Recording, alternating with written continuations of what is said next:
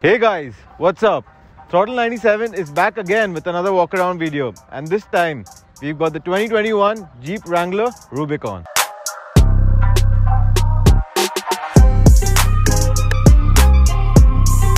Okay, so now we'll talk about the front end of the Jeep Wrangler Rubicon, and as you can see we have the iconic 7-slat grille which is now debadged, and we have all new LED headlights, DRLs as well as fog lights. So on the back end we have this launch edition badge, and this car is one of 200.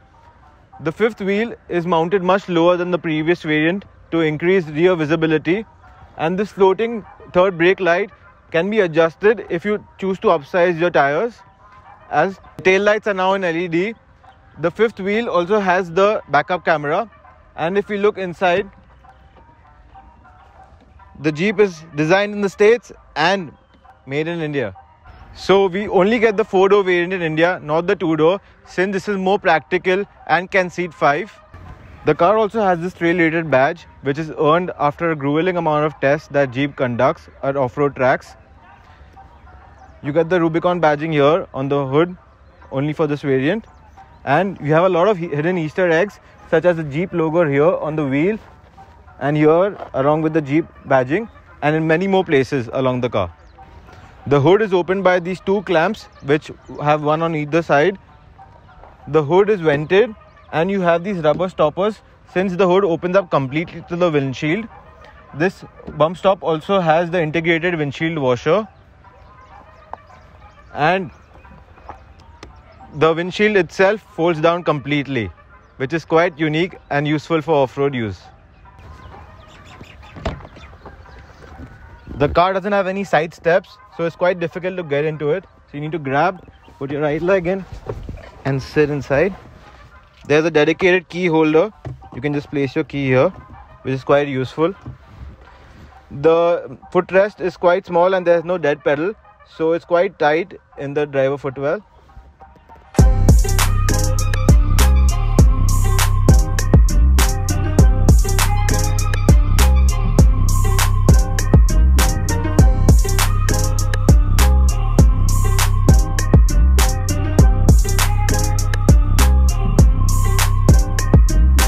So as this car is completely off-road oriented, the doors come off, the roof comes off and the windshield folds down. So as you can see, due to the fact that there are no speakers, there are no window control switches on the door, it's all in the interior of the cabin, and since you're going to be removing the doors, the interior is going to get dirty, and for that the interior is completely washable. The start-stop button of this car has been tested in a moisture chamber for 24 hours. The window control switches are here on the center console, and your glove box and center console are lockable due to the fact that if you go off-road and if you don't have doors, you can keep all your stuff safe. This is the latest gen infotainment Uconnect that Jeep uses. It has a host of different features, and it has this off-road app which gives you a lot of information of your drivetrain and your accessories. So as you can see which gear you're in, your steering angle, whether your front and rear axles are locked or not. You can also see your pitch and roll, which are extremely useful while off-roading. You also can put a backup camera. So the Rubicon Wrangler comes with the Rock Track 4x4 system, which gives you a 4:1 low gear ratio and electronic locking front and rear differentials, and it also provides electronic front sway bar disconnect. This is very helpful along with the low gear. So as you can see, the rear doors are quite small, so getting in and out of the back seat is quite difficult. As for the leg space, the front seat is completely pushed back. So as you can see, I'm 5'8" and I still have decent amount of leg room. The under thigh support is a bit less, and as you can see, these doors come out as well, so the window switches are in the middle, and you as well have 2 USB sockets plus 2 Type-C connecting sockets and a 230 volt charging point. The speakers are well on the top and your light is in the center.